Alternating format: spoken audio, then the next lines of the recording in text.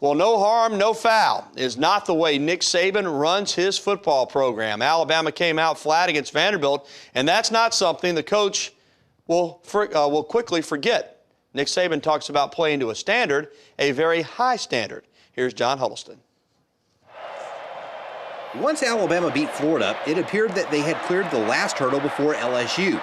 And while the Tide's final few games of the month of October might not look like much of a challenge, the Bama players will tell you otherwise. They want to try to knock us off the, high horse, if that's what you want to call it. In reality, staying motivated the next 2 weeks is probably the biggest challenge the Crimson Tide will face. Alabama's next two opponents, Ole Miss and Tennessee, are not what you would call premier teams, at least for this season. But then again, neither is Vanderbilt. The first half, I don't think we had intensity nor focus.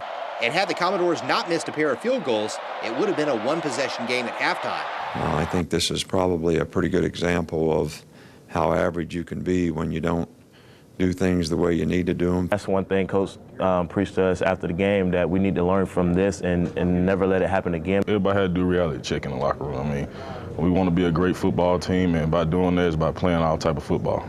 And if lack of motivation becomes a problem again, Saban can fix that, just like he did Saturday. Well, I probably got after him about as good as I've done all season. And that should be motivation enough for any player. In Tuscaloosa, John Huddleston, WVUA Sports.